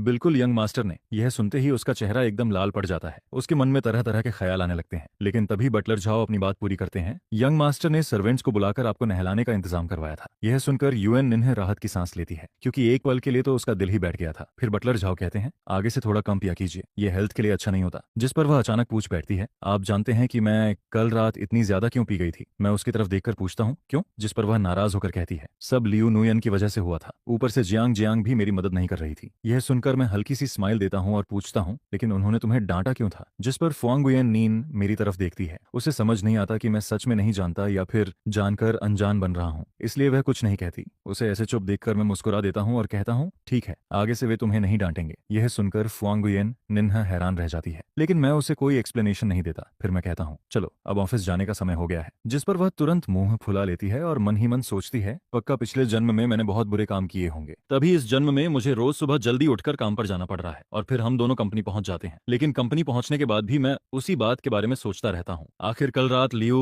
न्यूयन और बाकी लोग फोंगुयन नीन पर नाराज क्यों थे? हालांकि मेरे मन में इसका जवाब लगभग साफ हो चुका होता है। सिर्फ एक बात ही काफी थी। फुआंगुयन निन्ह ने कहा था कि जियांग जियांग उसकी मदद नहीं कर रही थी, जिस पर मुझे समझ आ जाता है कि इस पूरे मामले के पीछे जियांग जियांग का ही हाथ था। फिर मैं तुरंत जियांग जियांग को कंपनी बुलाता हूँ, जिस पर वह आते ही पूछती है, बिग ब्रदर, आपने मुझे क्यों बुलाया है? फिर वह हंसते हुए कहती है, क्या आपको फुआंगुयन निन्ह को अपनी वाइफ बनाना पसंद नहीं आया? अगर ऐसा है तो मैं आपके लिए कोई दूसरी सिस्टर इन लॉ ढूंढ दूं? यह सुनकर मैं उसकी तरफ देखता हूँ और हल्की सी स्माइल देता हूँ, लेकिन इस बार मेरी स्माइल मेरी आंखों तक नहीं पहुंचती। फिर मैं पूछता हूँ, सच में तुम्हें क्या लगता है? जिस पर जियांग जियांग का पूरा शरीर सिहर जाता है। फिर वह जल्दी से कहती है, नहीं नहीं नहीं नहीं नहीं नहीं नहीं, इसकी कोई जरूरत नहीं है। फुआंगुयन निन्ह तो बहुत अच्छी है। लेकिन मैं वही स्माइल बनाए रखते हुए कहता हूँ, अगर वह इतनी अच्छी है तो फिर उससे कुछ सीख क्यों नहीं लेती? जिस पर जियांग जियांग हैरान होकर पूछती है, मैं उनसे क्या सीखूं? फिर मैं ठंडी आवाज में कहता हूँ, क्या सीखना है? उसका घमंड, उसकी ऐशो आराम वाली लाइफ, उसका बेफिक्र रवैया, यही सब सीख लो। ग्रेजुएशन के बाद से तुमने जितना घूमना फिरना और मौज मस्ती करनी थी उतनी काफी हो गई है, इसलिए कल से कंपनी आकर काम करना शुरू करो। यह सुनते ही जियांग जियांग मुझे हैरानी भरे चेहरे से देखने लगती है, जैसे उसके ऊपर आसमान ही टूट पड़ा हो। जिस पर मैं कहता हूँ, देर सवेर तुम्हें कंपनी मैनेज करना सीखना ही पड़ेगा। जिसके जवाब में जियांग जियांग तुरंत कहती है, बिग ब्रदर, मुझे तो लगता है कंपनी आपके हाथों में ही सबसे अच्छी है। मेरी तो कोई बड़ी एम्बिशन भी नहीं है। मैं तो पूरी जिंदगी बस एक रिच सेकंड जनरेशन की तरह आराम से जीना चाहती हूँ। फिर वह आगे कहती है, मैंने कभी नहीं सोचा कि फैमिली बिजनेस मुझे ही संभालना है। प्रॉपर्टी और कंपनी सब आपको दे दो तब भी मुझे कोई दिक्कत नहीं है, बस हर महीने थोड़ा पॉकेट मनी देते रहना। जिस पर मैं मुस्कुराकर कहता हूँ, यह तो सिर्फ तुम्हारा सोचना है। फिर मैं उसे देखते हुए कहता हूँ, क्या बात है, अब तुम फुआंगुयन निन्ह से सीखना चाहती हो क्या? यह सुनकर जियांग जियांग जल्दी से सिर हिलाती है और कहती है, नहीं नहीं। जिस पर मैं मुस्कुराते हुए कहता हूँ, जियांग जियांग सच में बहुत समझदार हो गई है। यह सुनकर वह खुश हो जाती है और कहती है, बिग ब्रदर, आप अचानक मेरी तारीफ क्यों कर रहे हैं? मैं अब कोई छोटी बच्ची नहीं हूँ, लेकिन आपकी तारीफ सुनकर अच्छा जरूर लग रहा है। इसके बाद जियांग जियांग खुशी खुशी कंपनी से चली जाती है। उसे विदा करने के बाद मैं लियू न्यूयन को मैसेज भेजता हूँ और उसके पेरेंट्स से भी थोड़ी बातचीत करता हूँ। बातों बातों में मैं कैजुअली यह जिक्र करता हूँ कि जियांग जियांग अब कंपनी ज्वाइन करने वाली है। यह सुनकर दोनों फैमिलीज के एल्डर्स काफी खुश हो जाते हैं, क्योंकि आखिरकार जियांग जियांग समझदार बन रही थी। वहीं लियू न्यूयन और शी योयू बचपन से ही उसके साथ बड़ी हुई थी, इसलिए अगर जियांग जियांग काम करने जा रही थी तो जाहिर सी बात थी कि उन दोनों को भी साथ जाना पड़ेगा। असल में मेरा प्लान बहुत सिंपल था, अगर ये तीनों काम में बिजी हो जाएंगी तो इनके पास फुआंगुयन निन्ह को परेशान करने का टाइम ही नहीं बचेगा। जिस पर दोनों फैमिलीज के एल्डर्स तुरंत लियू नुयन और शी यूयू को यह खबर दे देते हैं। दोनों इसका विरोध करती हैं, लेकिन उनके पेरेंट्स उनकी एक नहीं सुनते। फिर उनसे कहा जाता है, तुम लोगों की बेस्ट फ्रेंड फुआंगुयन निन्ह भी तो काम कर रही है, तुम लोग खुद को अच्छी सिस्टर्स कहती हो ना, तो फिर सुख दुख में साथ रहो। यह सुनकर दोनों के चेहरे उतर जाते हैं। जिस पर वे चैट ग्रुप में जियांग जियांग को मैसेज भेजती हैं, जियांग जियांग, आखिर तुम्हें अचानक काम करने का ख्याल आया कैसे? फिर शी यूयू मजाक उड़ाते हुए कहती है, कहीं तुम जियांग चेन के साथ फैमिली प्रॉपर्टी के लिए कंपटीशन तो नहीं करने वाली? यह सुनकर लियू नुयन तुरंत जवाब देती है, क्या बात कर रही हो? क्या जियांग जियांग ने मरने का इरादा कर लिया है? फिर वह आगे लिखती है, उसकी बुद्धि से जियांग चेन के खिलाफ कंपटीशन करेगी? अगर ऐसा हुआ तो हम दोनों उसकी हेल्प नहीं करेंगे। जिस पर शी यूयू भी लिखती है, बिल्कुल, हम जियांग चेन का साथ देंगे। दोनों एक के बाद एक मैसेज भेजती जाती हैं। उधर जियांग जियांग मैसेजेस पढ़कर माथा पकड़ लेती है। वह मन ही मन सोचती है, सच में क्या फ्रेंड्स हैं? मैंने अभी तक कुछ कहा भी नहीं नहीं और इन्होंने पूरी स्टोरी बना ली। फिर वह रिप्लाई करती है, मैंने कब कहा कि मैं बिग ब्रदर की प्रॉपर्टी के लिए कंपटीशन करूंगी,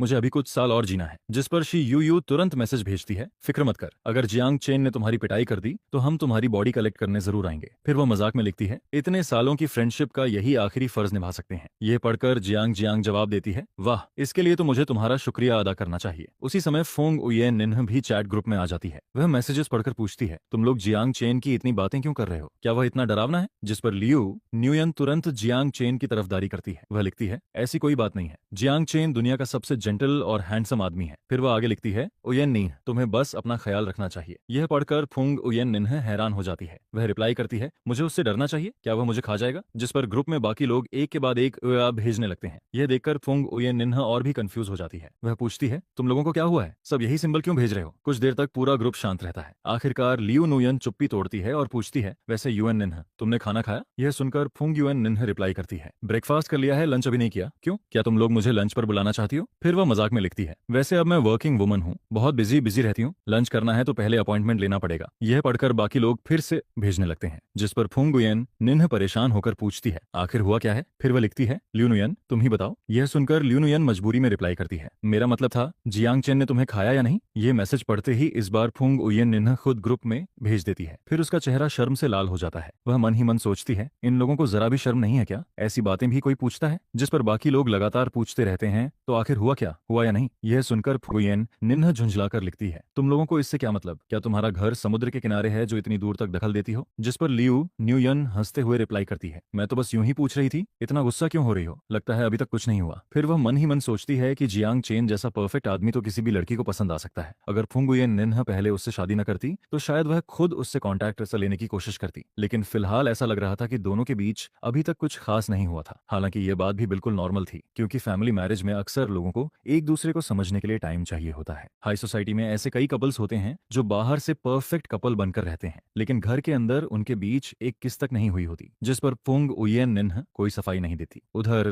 जियांग जियांग यह सोचकर भौहें सिकोड़ लेती है कि शादी के बाद भी दोनों के बीच कुछ नहीं हुआ। उसके मन में पूरा यकीन होता है कि प्रॉब्लम उसके बिग ब्रदर में नहीं बल्कि फुंग उयेन निन्ह में है। वह सोचती है, ग्रैंडपा के दबाव में शादी तो कर ली, लेकिन अगर वह बिग ब्रदर के साथ रूम शेयर तक नहीं कर रही तो यह तो उनकी इंसल्ट हुई। यह सोचकर जियांग जियांग के मन में अपने भाई के लिए इंसाफ दिलाने का ख्याल आता है, लेकिन वह सीधे जाकर फुंग उयेन निन्ह को मजबूर भी नहीं कर सकती थी। काफी देर सोचने के बाद उसके दिमाग में एक प्लान आता है, जिस पर वह मुझे मैसेज भेजकर शाम को डिनर के लिए बुलाती है। मैं भी बिना ज्यादा सोचे उसके इन्विटेशन को एक्सेप्ट कर लेता हूँ। फिर शाम को ऑफिस से निकलकर मैं सीधे उस रेस्टोरेंट में पहुंचता हूँ जो जियांग जियांग ने बुक किया था। मुझे लगा था कि वहां सिर्फ मैं और जियांग जियांग होंगे, लेकिन वहां पहुंचकर मैं देखता हूं कि एक और शख्स भी मौजूद है। वह ली फैमिली की एल्डेस्ट मिस ली यूनिशु होती है। वह मेरी पुरानी क्लासमेट थी। प्राइमरी स्कूल से लेकर हाई स्कूल तक हम साथ पढ़े थे और हमारे रिलेशंस भी काफी अच्छे थे। जिस पर मैं जाकर अपनी सीट पर बैठ जाता हूँ। ली यूनिशु मुस्कुराकर कहती है, जियांग चेन, बहुत समय हो गया। जिसके जवाब में मैं भी मुस्कुराकर कहता हूँ, हाँ सच में बहुत समय हो गया। फिर वह पूछती है, तो बताओ आजकल कैसे हो? उसी समय वेटर खाना लेकर आ जाता है, जिस पर मैं मुस्कुराते हुए कहता हूँ, चलो खाते खाते बातें करते हैं। मैं और ली यूनिशु अब दोनों ही बिजनेस वर्ल्ड में काम कर रहे होते हैं, इसलिए चाहे स्कूल लाइफ की बातें हों या फिर बिजनेस की, हम दोनों के पास बात करने के लिए काफी कॉमन टॉपिक्स होते हैं, जिस पर हमारी बातचीत बहुत अच्छी चलती है और माहौल भी काफी खुशनुमा बना रहता है। उधर जियांग जियांग हमें इतनी खुशी से बातें करते हुए देखती है कि वह चुपके से अपना फोन निकाल लेती है और फोटोज क्लिक करने लगती है। कैमरे की आवाज सुनकर मैं उसकी तरफ एक नजर डालता हूँ, जिस पर वह तुरंत हंसते हुए कहती है, हाँ हाँ, मैं तो बस सेल्फी ले रही हूँ। मैं भी ज्यादा ध्यान नहीं देता और फिर से ली युनशु के साथ बातचीत में लग जाता हूँ। इसके बाद जियांग जियांग अपनी गैलरी में फोटोज देखने लगती है। काफी देर चुनने के बाद उसे 2 फोटोज पसंद आती हैं। फिर वह उन्हें मोमेंट्स पर अपलोड कर देती है। कैप्शन में वह लिखती है, आज बिग ब्रदर के साथ डिनर, साथ में एक हैप्पी इमोजी भी लगा देती है। लेकिन मजेदार बात यह होती है कि कैप्शन भले ही बिग ब्रदर के साथ डिनर का होता है, मगर फोटोज में सिर्फ मैं और ली युनशु एक दूसरे से बातें करते हुए नजर आ रहे होते हैं। फोटो में मैं ली युनशु की तरफ देखकर हल्के से मुस्कुरा रहा होता हूँ, जबकि ली युनशु भी मेरी तरफ मुस्कुराकर देख रही होती है। अगर कोई सच्चाई न जानता हो तो वह आसानी से यही सोचता कि हम दोनों कपल हैं। असल में जियांग जियांग ये पोस्ट सिर्फ फुंग उयेन निन्ह को दिखाने के लिए डालती है। वह मन ही मन सोचती है, अब मैं बिग ब्रदर की इज्जत वापस दिलाकर रहूंगी। फिर वह आगे सोचती है, मुझे फुंग उयेन निन्ह को बताना होगा कि मेरे बिग ब्रदर के पीछे लड़कियों की कोई कमी नहीं है। आखिर वह खुद को समझती क्या है? जिस पर जियांग जियांग के चेहरे पर शरारती मुस्कान आ जाती है। थोड़ा क्राइसिस फीलिंग पैदा करनी पड़ेगी, तभी फुंग उयेन निन्ह को समझ आएगा। उधर शाम को फुंग उयेन निन्ह ऑफिस से घर लौटती है, जिस पर बटलर झाओ उसे बताते हैं कि आज रात भी जियांग चेन एक सोशल गैदरिंग में गया है और डिनर के लिए घर नहीं आएगा। यह सुनकर फुंग उयेन निन्ह थोड़ा बेबस महसूस करती है। वह मन ही मन सोचती है, क्या वह इतना बिजी रहता है? शादी को अभी कुछ ही दिन हुए हैं, कभी बिजनेस ट्रिप पर चला जाता है तो कभी रात को सोशल इवेंट्स में। फिर वह सोचती है यहाँ तक कि ग्रैंडपा जो पूरे ग्रुप के चेयरमैन हैं वह भी उससे कम बिजी लगते हैं। संयोग से उस रात ग्रैंडपा भी एक बिजनेस इवेंट में गए हुए होते हैं, इसीलिए पूरे घर में सिर्फ फोंग गुयेन नीन अकेली होती है, जिस पर वह सोफा पर बैठकर फोन चलाने लगती है। फिर डिनर टाइम तक बोर होकर वह मोमेंट्स स्क्रॉल करने लगती है और तभी उसकी नजर जियांग जियांग की पोस्ट पर पड़ती है, जिस पर वह जो आराम से सोफा पर टिकी हुई बैठी थी अचानक सीधी होकर बैठ जाती है। वह ली यूनशु को पहचानती जरूर थी, लेकिन दोनों के बीच ज्यादा कांटेक्ट नहीं था क्योंकि दोनों फैमिलीज अलग अलग इंडस्ट्रीज में थी। हालांकि हाई सोसाइटी सर्कल में होने की वजह से वे एक दूसरे को जानती जरूर थी। फिर वह फोटो को ध्यान से देखने लगती है, जिस पर उसके मन में ख्याल आता है इन दोनों की बॉन्डिंग तो काफी अच्छी लग रही है। फिर वह भौहें चढ़ाकर सोचती है तो ये वही डिनर मीटिंग है जिसके बारे में उसने बताया था। जाने क्यों उसके दिल में एक अजीब सा एहसास पैदा होने लगता है, मानो किसी ने उसे चीट कर दिया हो, जिस पर वह तुरंत जियांग जियांग को मैसेज भेजती है, क्या तुम अभी अपने बिग ब्रदर के साथ डिनर कर रही हो? जियांग जियांग मैसेज देखते ही मुस्कुरा देती है। वह मन ही मन सोचती है फिश हुक में फंस चुकी है। फिर वह सिर्फ एक शब्द रिप्लाई करती है, हाँ। फुंगुयन निन्हा फिर पूछती है और ली यूनशु भी वहां है? जिस पर जियांग जियांग फिर वही जवाब भेजती है, हाँ। बस यही दो शब्द देखकर फुंगुयन निन्हा का मूड और खराब हो जाता है। वह मन ही मन सोचती है क्या इसे सिर्फ हाँ बोलना ही आता है, थोड़ा और नहीं बता सकती? आखिरकार वह फिर पूछती है क्या तुम्हारे बिग ब्रदर और ली यूनशु एक दूसरे को जानते हैं? जिस पर जियांग जियांग रिप्लाई करती है, जानते ही नहीं, वे प्राइमरी स्कूल से लेकर हाई स्कूल तक क्लासमेट्स भी रहे हैं। यह सुनकर फोंग उयेन निन्ह अनजाने में भौहें सिकोड़ लेती है। क्लासमेट्स? फिर जियांग जियांग अगला मैसेज भेजती है, आज अचानक मुलाकात हो गई इसलिए बिग ब्रदर काफी खुश हैं। इसके बाद वह एक और मैसेज भेजती है, लेकिन गलत मत समझना, बिग ब्रदर और सिस्टर यूनशु सिर्फ क्लासमेट्स हैं। हालांकि स्कूल टाइम में दोनों के रिलेशनशिप रूमर्स जरूर चलते थे, मगर वह बहुत पुरानी बात है। फोंग युएन निन्ह की नजर सीधे रिलेशनशिप रूमर्स वाले शब्दों पर जाकर रुक जाती है, जिस पर जियांग जियांग तुरंत एक और मैसेज भेज देती है, हाँ। उस समय स्कूल में हर कोई उन्हें परफेक्ट कपल मानता था, सब कहते थे कि दोनों एक दूसरे के लिए बने हैं। यह पढ़ते ही फोंग गुयेन नीन का चेहरा उतर जाता है। वह फिर से फोटो खोलती है और ध्यान से देखने लगती है। फोटो में दोनों एक दूसरे की तरफ मुस्कुराकर देख रहे होते हैं। दोनों की अपीयरेंस भी शानदार होती है। जितना ज्यादा वह फोटो देखती है उतना ही उसे लगता है कि दोनों सच में बहुत कंपैटिबल हैं। उधर जियांग जियांग काफी देर तक रिप्लाई का इंतजार करती है, लेकिन जब सामने से कोई मैसेज नहीं आता तो वह मन ही मन खुश हो जाती है। लगता है फुंग गुयेन निन्हा सच में जल गई है। वहीं दूसरी तरफ मैं और ली यूनशु आराम से बातें करते रहते हैं। डिनर खत्म होने के बाद ली यूनशु कुछ पुराने क्लासमेट्स को भी बुला लेती है, क्योंकि हाई स्कूल ग्रेजुएशन के बाद मैं विदेश चला गया था। पिछले कई सालों से मैं ओवरसीज बिजनेस संभाल रहा था, जबकि ली यूनशु हमेशा देश में ही रही थी, इसलिए उसका पुराने दोस्तों से कांटेक्ट बना हुआ था। कुछ देर बाद बाकी क्लासमेट्स भी पहुंच जाते हैं। मुझे देखकर सब काफी एक्साइटेड हो जाते हैं। फिर वे मुझे घेर लेते हैं और पिछले कई सालों की लाइफ के बारे में पूछने लगते हैं, जिस पर मैं मुस्कुराकर बताता हूँ मैं विदेश में फैमिली के ओवरसीज बिजनेस को संभाल रहा था, लेकिन अब वापस आ गया हूँ। फिलहाल फैमिली ग्रुप की एंटरटेनमेंट कंपनी मैनेज कर रहा हूँ। फिर मैं मुस्कुराते हुए एक और बात बताता हूँ, और हाँ, मेरी शादी हो चुकी है, मैरिज रजिस्ट्रेशन भी हो गया है, वेडिंग की तैयारी अभी चल रही है। यह सुनते ही सभी क्लासमेट्स हैरान रह जाते हैं, जिस पर वे एक साथ पूछते हैं क्या तुम्हारी शादी हो गई? मैं मुस्कुराकर सिर हिला देता हूँ, लेकिन यह सुनने के बाद माहौल थोड़ा अजीब हो जाता है, क्योंकि स्कूल टाइम में लगभग सभी लोगों को लगता था कि जियांग चेन और ली यूनशु एक दिन जरूर साथ होंगे। उधर ली यूनशु भी मेरी तरफ हैरानी से देखने लगती है। उसके हाथ में पकड़ा ग्लास अनजाने में और कस जाता है। फिर वह धीरे से पूछती है तुमने किससे शादी की है? जिस पर मैं मुस्कुराकर जवाब देता हूँ मेरी वाइफ का सरनेम फोंग है, फोंग गुयेन निन्ह। यह नाम सुनते ही ली यूनशु को कुछ याद आता है। फिर अगले ही पल उसे उसकी पहचान समझ आ जाती है, Phuong Nguyen Ninh, Van Pham hotel group की इल्डेस्ट मिस।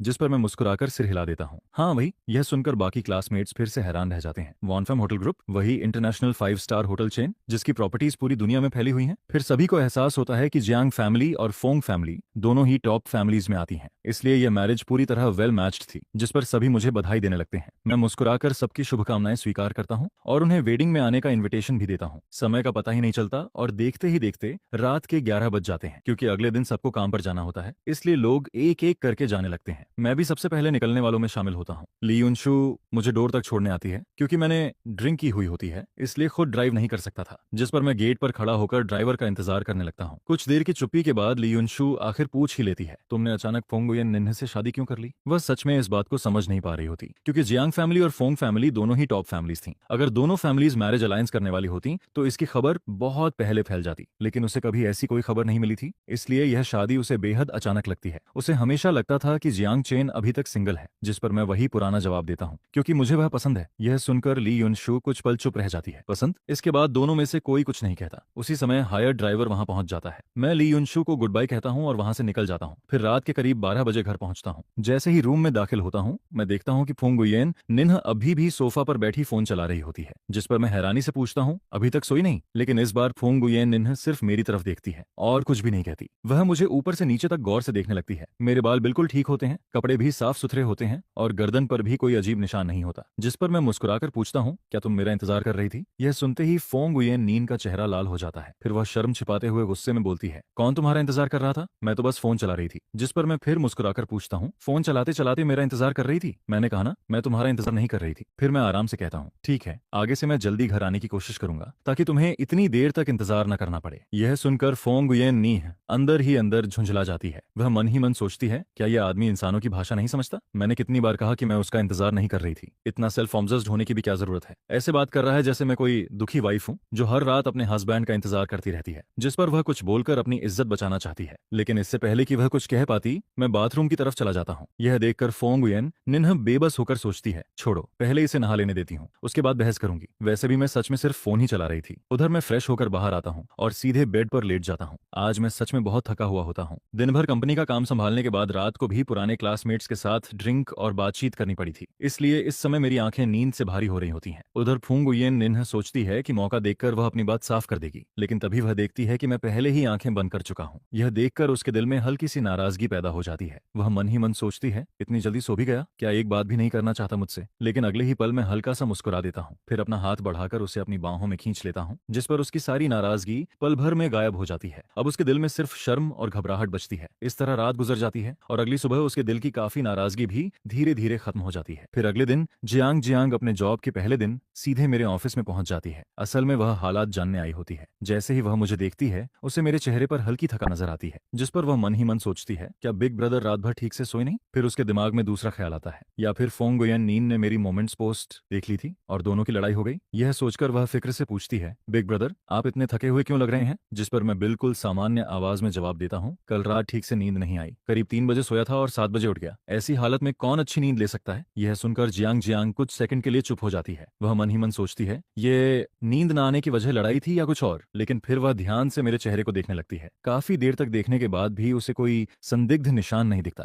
जिस पर वह और कंफ्यूज हो जाती है। तो मतलब अभी तक इन दोनों के बीच कुछ हुआ ही नहीं? यह सोचकर जियांग जियांग के मन में फिर से फुंग उयेन निन्ह के लिए नाराजगी बढ़ जाती है। असल में उसे फुंग उयेन निन्ह से कोई खास लगाव नहीं होता, लेकिन उसके लिए उसका बिग ब्रदर दुनिया का सबसे बेहतरीन इंसान होता है और अब दोनों की शादी भी हो चुकी थी। फिर भी फुंग उयेन निन्ह उसे अपने करीब नहीं आने दे रही थी, जिस पर जियांग जियांग को लगता है कि उसके भाई को जरूर बुरा लगता होगा। यह सोचते ही उसका गुस्सा और बढ़ जाता है। फिर वह अचानक मुड़ती है और गुस्से में ऑफिस से बाहर निकल जाती है। मैं हैरानी से उसे आवाज देता हूँ, जियांग जियांग क्या हुआ? लेकिन वह कोई जवाब नहीं देती। इसके बाद वह पार्किंग लॉट तक जाती है और सीधे कार लेकर फोंग ग्रुप के हेड ऑफिस पहुंच जाती है। लेकिन वहां पहुंचकर उसे यह नहीं पता होता कि फोंग उयेन नीन का ऑफिस किस फ्लोर पर है, जिस पर वह सीधे उसे कॉल कर देती है। जैसे ही कॉल कनेक्ट होती है, जियांग जियांग गुस्से में बोलती है, फोंग उयेन निन, मैं अभी तुम्हारी कंपनी के फर्स्ट फ्लोर लॉबी में खड़ी हूँ, तुरंत नीचे आओ। इतना कहकर वह कॉल काट देती है। उधर फोंग उयेन निन फोन की तरफ देखकर कंफ्यूज हो जाती है। फिर वह नीचे लॉबी में पहुंचती है। वहां जियांग जियांग को गुस्से से खड़ा देखकर वह पूछती है, क्या हुआ? जिस पर जियांग जियांग दांत भींचकर उसकी तरफ देखती है और कहती है, फोंग उयेन निन्ह, तुम ऐसा कैसे कर सकती हो? यह सुनकर फोंग उयेन निन्ह कुछ समझ ही नहीं पाती और अगले ही पल जियांग जियांग उसे जोर से धक्का दे देती है, जिससे वह सीधे जमीन पर गिर जाती है। उसकी आंखों में तुरंत गुस्से की चमक आ जाती है। लोग जल्दी से उसे उठाते हैं। यह उसकी जिंदगी में पहली बार होता है कि किसी ने उसे धक्का देकर गिराया हो। अगर जियांग जियांग उसकी पुरानी दोस्त और उसकी सिस्टर इन लॉ न होती तो शायद वह सिक्योरिटी बुलाकर उसे बाहर निकलवा देती। गुस्से में वह पूछती है, आखिर तुम्हें हुआ क्या है? मैंने तुम्हारा क्या बिगाड़ा है? जिस पर जियांग जियांग गुस्से से बोलती है, फोंग उयेन निन्ह, तुमने मेरे बिग ब्रदर के साथ क्या किया है यह तुम्हें खुद नहीं पता? यह सुनकर फोंग उयेन निन्ह और भी कंफ्यूज हो जाती है। वह कहती है, मैंने क्या किया है? मैंने तो कुछ भी नहीं किया। फिर उसके दिमाग में अचानक पिछली रात का ख्याल आ जाता है। वह मन ही मन सोचती है, कल रात तो मैं थोड़ी ज्यादा एग्रेसिव हो गई थी, कहीं जियांग चेन ने यह बात जियांग जियांग को बता तो नहीं दी? यह सोचकर उसके दिल में थोड़ी घबराहट पैदा हो जाती है। फिर वह झिझकते हुए पूछती है, तो तुम आखिर चाहती क्या हो? जिस पर जियांग जियांग गुस्से में जवाब देती है, मैं चाहती हूँ कि तुम्हें सबक सिखाऊं। मेरे बिग ब्रदर मेरा प्राइड है, किसी को भी उन्हें हर्ट करने का हक नहीं है। यह सुनकर फोंग उयेन निन्ह पूरी तरह हैरान रह जाती है। उसे समझ ही नहीं आता कि उसका कसूर इतना बड़ा कब बन गया। उधर जियांग जियांग सच में उसे पीटना चाहती थी, लेकिन फोंग उयेन नीन का कंफ्यूज्ड चेहरा देखकर उसका मन बदल जाता है। फिर वह कहती है, मेरे साथ बाहर चलो। इतना कहकर वह बिल्डिंग के बाहर चली जाती है। फोंग उयेन निन्ह को लगता है कि गलती शायद उसी की है, इसलिए वह चुपचाप उसके पीछे चल देती है। दोनों बाहर एक सुनसान कोने में पहुंचती हैं, जिस पर जियांग जियांग सीधे पूछती है, बताओ तुम मेरे बिग ब्रदर को कब डिवोर्स देने वाली हो? यह सुनते ही फोंग उयेन निन्ह कुछ सेकंड के लिए जड़ हो जाती है। फिर हैरानी से पूछती है, डी डिवोर्स? जिस पर जियांग जियांग कहती है, अगर डिवोर्स नहीं दोगी तो क्या पूरी जिंदगी उनसे चिपकी रहोगी? यह सुनकर फोंग उयेन निन्ह का सिर और घूम जाता है। उसे समझ ही नहीं आता कि बात आखिर कहां जा रही है। फिर वह कहती है, मैंने अपना गुस्सा जियांग चेन पर कभी नहीं निकाला और इसका ग्रैंडपा से क्या लेना देना है? जिस पर जियांग जियांग तुरंत जवाब देती है, क्यों नहीं है? ग्रैंडपा ने तुम्हें बिग ब्रदर से शादी करने के लिए मजबूर किया था। मुझे पता है कि तुम ये शादी नहीं करना चाहती थी, इसलिए अब तुम बिग ब्रदर के साथ ऐसा व्यवहार करके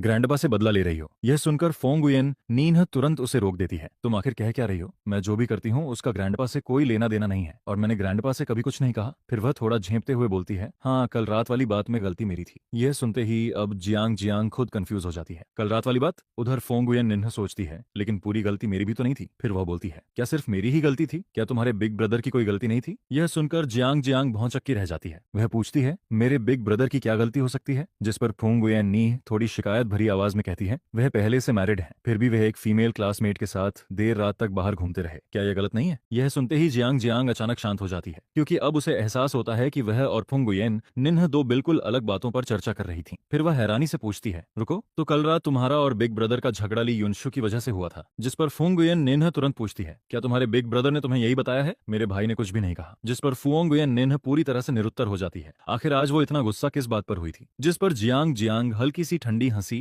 हंसते हुए कहती है, तुम मेरे भाई से डिवोर्स ले लो। यह सुनकर फुंगुयेन निन और भी ज्यादा हैरान हो जाती है। फिर वो कहती है, क्या यह फैसला मैं अकेले कर सकती हूँ? अगर मेरे हाथ में फैसला होता तो मैं तुम्हारे भाई से शादी ही नहीं करती, और फिर मैं उन औरतों में से नहीं हूँ जो शादी को कोई मजाक समझती हैं। जिस पर जियांग जियांग ठंडी आवाज में कहती है, बड़ी अच्छी बातें कर रही हो, जैसे तुम बहुत जिम्मेदार वाइफ हो। जिसके जवाब में फुंगुयेन निन्ह कहती है, मैं वाकई ऐसी ही हूँ। यह सुनकर जियांग जियांग गुस्से से लगभग हंस पड़ती है, जबकि फुंगुयेन निन्ह आगे कहती है, जियांग जियांग, मुझे समझ नहीं आता कि मैंने आखिर ऐसा क्या किया है जिसकी वजह से तुम मुझे अपने भाई से डिवोर्स लेने के लिए मजबूर कर रही हो। वो सच में समझ नहीं पाती, क्योंकि शुरुआत में जब उसके और जंग चेन की शादी हुई थी तब जंग जंग भले ही पूरी तरह सहमत नहीं थी, लेकिन उसने इतना कड़ा विरोध भी नहीं किया था। मगर अब वो लगातार डिवोर्स की मांग कर रही थी। जिस पर जंग जंग गुस्से से उसे घूरते हुए कहती है, तुमने क्या किया है ये तुम्हें खुद सबसे अच्छी तरह पता है। बस इतना सुनते ही उसका गुस्सा फिर से भड़क उठता है। वो फुंगुयेन निन को घूरते हुए देखती है, जिसे देखकर फुंगुयेन निन अनजाने में एक कदम पीछे हट जाती है। फिर वो कहती है, मैंने क्या किया है? जिस पर जियांग जियांग कहती है, क्या मुझे सब कुछ खुलकर बोलना पड़ेगा? जब तुमने मेरे भाई जियांग चेन से शादी की तब तुम्हें एक वाइफ की जिम्मेदारियां निभानी चाहिए थी। अगर तुम सच में उनसे इतनी नफरत करती थी तो शुरू से ही शादी करने से मना कर देती। इसके बाद वो और भी गुस्से में कहती है, लेकिन तुमने शादी कर ली और फिर मेरे भाई को घर में सिर्फ सजावट की चीज बनाकर रख दिया। न तुम उन्हें देखती हो न उन्हें छूती हो। क्या तुम्हें पता है कि मेरे भाई जैसे आदमी के लिए ये कितनी बड़ी बेइज्जती और चोट वाली बात है? यह सुनकर फुंगुयेन निन्ह हैरानी से उसे देखने लगती है। न देखती हूँ न छूती हूँ। जिस पर जियांग जियांग तुरंत कहती है, अगर ऐसा ही है तो मेरे भाई को आजाद कर दो, उनसे डिवोर्स ले लो और उनकी जिंदगी बर्बाद मत करो। लेकिन तभी फुंगुयेन निन्ह जल्दी से उसकी बात काटते हुए कहती है, रुको जरा, किसने कहा कि मैं उन्हें ना देखती हूँ और न छूती हूँ? फिर वो थोड़ा शर्माते हुए कहती है, मैं तो उन्हें हर दिन छूती हूँ, एक रात में तो कई बार छूती हूँ। यह सुनते ही दोनों एक दूसरे को देखने लगती हैं और अचानक माहौल अजीब सा हो जाता है। खासकर फुंगुयेन निन्ह का चेहरा पूरी तरह लाल पड़ जाता है, जबकि जियांग जियांग का चेहरा भी जाने क्यों लाल होने लगता है। फिर वो अविश्वास से पूछती है, सच में? जिस पर फुंगुयेन निन्ह कहती है, इसमें झूठ क्या है? क्या तुम्हें लगता है कि मैं तुमसे झूठ बोल रही हूँ? यह सुनकर जियांग जियांग थोड़ी झेंपते हुए कहती है, तो फिर तुमने ग्रुप चैट में ये बात क्यों नहीं बताई? मैं तो गलत समझ बैठी थी। जिस पर फुंगुयेन निन्ह बेबस होकर कहती है, क्या तुम चाहती थी कि मैं पूरी दुनिया में जाकर ऐलान करती फिरूं कि मैं तुम्हारे भाई के साथ सो चुकी हूँ? क्या तुम्हारी नजर में मैं इतनी बेशर्म हूँ? वो बात नहीं है, जियांग जियांग धीरे से जवाब देती है। आखिर उसकी खूबसूरत और परफेक्ट भाई को उसकी घमंडी बेस्ट फ्रेंड ने आखिरकार अपना बना ही लिया था। जिस पर जियांग जियांग की जिज्ञासा बढ़ जाती है और वो पूछती है, तो कल रात तुम दोनों के बीच आखिर हुआ क्या था? यह सुनकर फुंगुयेन निन्ह अचानक नजरें चुराने लगती है। फिर धीरे से कहती है, कुछ खास नहीं, लेकिन उसकी हालत देखकर साफ पता चल जाता है कि जरूर कुछ हुआ था। जिस पर जियांग जियांग गंभीर होकर पूछती है, सच सच बताओ। कुछ देर चुप रहने के बाद फुंगुयेन निन्ह धीमी आवाज में कहती है, कल रात तुम्हारा भाई ठीक नहीं था, इसलिए मैंने उन्हें मजबूर किया। इतना कहते कहते उसकी आवाज धीरे धीरे इतनी धीमी हो जाती है कि आखिरी शब्द मच्छर की भनभनाहट जैसे सुनाई देते हैं। शुरुआत में जियांग जियांग को कुछ समझ नहीं आता, लेकिन कुछ सेकंड बाद जब उसे बात समझ आती है तो वो दांत पीसते हुए फुंगुयेन निन्ह को घूरने लगती है, जिसे देखकर फुंगुयेन निन्ह तुरंत वहां से भाग जाती है और भागते भागते कहती है, तुम नहीं समझोगी, ये पति पत्नी के बीच का फन है, आजकल सब लोग ऐसा ही करते हैं। इसके बाद जियांग जियांग वापस कंपनी में मेरे पास आती है और कहती है, भैया अगर फुंगुयेन निन्ह आपके साथ बुरा व्यवहार करे या आपके साथ कुछ गलत करे तो मुझे जरूर बताना, मैं जाकर उसकी अच्छी तरह पिटाई कर दूंगी। जिस पर मैं मुस्कुराते हुए सिर हिलाता हूँ, ठीक है, जरूरत पड़ी तो बता दूंगा, लेकिन वो मेरे साथ काफी अच्छा व्यवहार करती है। यह सुनकर जियांग जियांग और भी उलझ जाती है। इतना सब होने के बाद भी आप उसे अच्छा कह रहे हैं? वो जितना सोचती है उतना ही कंफ्यूज हो जाती है। क्या सच में ये पति पत्नी के बीच का फन था? यही सोचते हुए वो वहां से चली जाती है। मगर मुझे आज उसका व्यवहार कुछ अजीब सा लगता है। उधर फर्स्ट फ्लोर पर जियांग जियांग और फुंगुयेन निन्ह के बीच जो कुछ हुआ था उसकी खबर जल्दी ही फुंग फैमिली के ओल्ड मास्टर तक पहुंच गई। जिस पर ओल्ड मास्टर फुंग को लगता है कि जरूर उसकी पोती ने कोई गलती की होगी, तभी जियांग जियांग इतना गुस्सा हुई थी। आखिर फुंग फैमिली की नई पीढ़ी में सिर्फ यही एक पोती थी। बचपन से ही ओल्ड मास्टर उसे अपनी आंखों का तारा बनाकर रखते आए थे। आमतौर पर वो चाहे जितनी डांट लगा लें लेकिन कभी हाथ तक नहीं उठाते थे, इसलिए वो इस बात से थोड़ा नाराज हो जाते हैं। फिर डिनर के दौरान यही बात छिड़ती है। ओल्ड मास्टर कहते हैं, सुना है आज जियांग जियांग ने तुम्हें फर्स्ट फ्लोर पर धक्का देकर गिरा दिया था और वो तुम्हें मारने भी वाली थी। ये सुनकर फुंग गुयेन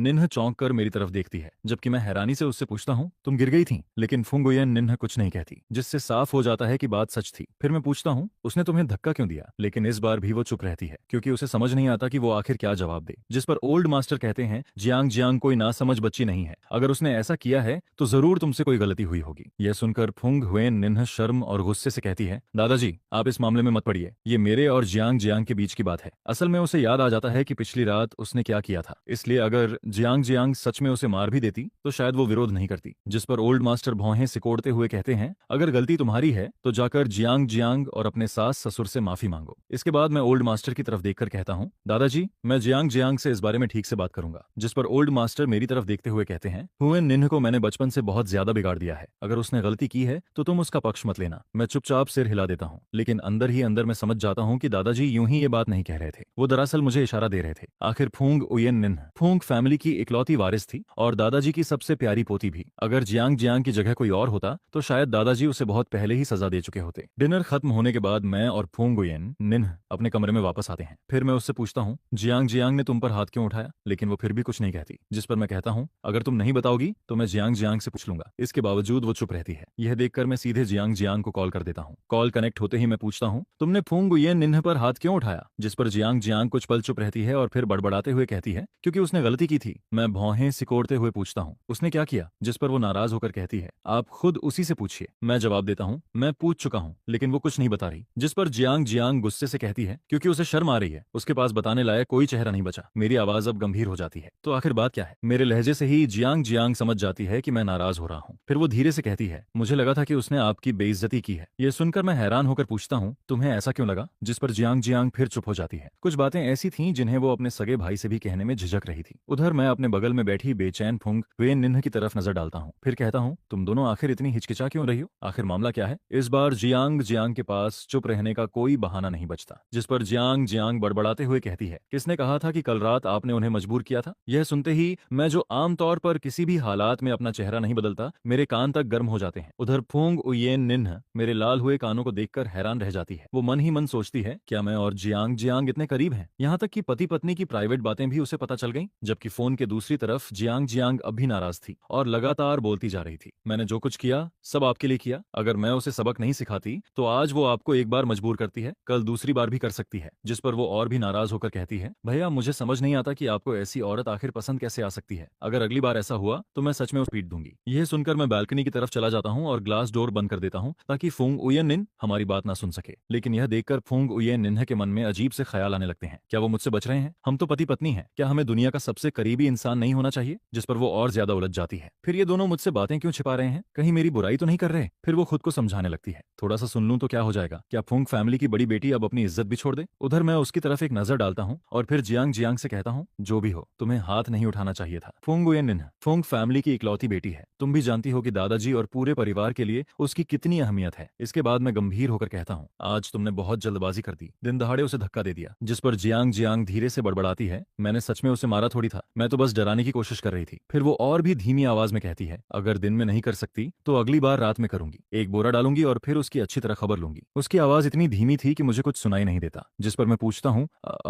अभी तुमने क्या कहा? यह सुनकर जियांग जियांग तुरंत चुप हो जाती है। जाहिर था वो ये बातें मुझे नहीं बताना चाहती थी। कुछ देर बाद वो कहती है, तो क्या उसने कभी सोचा कि जो उसने आपके साथ किया उसका जवाब मॉम डैड को कैसे देगी? मैं कुछ पल चुप रहता हूँ, फिर कहता हूँ, असल में उसने मुझे मजबूर नहीं किया था। यह सुनकर जियांग जियांग तुरंत पूछती है, क्या भैया आपने मना नहीं किया था? मैं अपना माथा दबाते हुए सोचता हूँ कि अपनी छोटी बहन के साथ ऐसी बातें करना सही नहीं है। फिर मैं कहता हूँ, मैं और वो पति पत्नी हैं, कभी कभी रिश्तों में थोड़ा इमोशनल पुश पुल भी होता है, तुम नहीं समझोगी। यह सुनकर जियांग जियांग पूरी तरह अविश्वास में पड़ जाती है। मैं समझना भी नहीं चाहती। वो मन ही मन सोचती है, मेरा भाई और फुंगवेन्नी के बीच ऐसा रिश्ता हो सकता है? जब वो अभी भी सदमे में थी, मैं तुरंत टॉपिक बदल देता हूँ, तुम और फुंगवेन्नी वाली बात पर दादाजी बहुत नाराज हैं, किसी दिन जाकर उनसे माफी मांग लेना। यह सुनकर जियांग जियांग पूरी तरह निरुत्तर हो जाती है, उसे समझ ही नहीं आता कि अब क्या बोले। फिर वो मन ही मन सोचती है, मैं तो अच्छे इरादे से गई थी, अब उल्टा मुझे ही माफी मांगनी पड़ रही है। कॉल खत्म होने के बाद मैं वापस कमरे में लौटता हूँ। उधर फुंग उयेन निन्ह सोफा पर बैठी फोन चला रही होती है। मुझे देखते ही वो पूछती है, जियांग जियांग क्या कह रही थी? जिस पर मैं उसकी तरफ देखते हुए कहता हूँ, मुझे पता है कि तुम्हारी और जियांग जियांग की दोस्ती बहुत अच्छी है, लेकिन कुछ बातें ऐसी होती हैं जो उसे नहीं बतानी चाहिए। यह सुनकर फुंग उयेन निन कुछ समझ नहीं पाती। कौन सी बातें?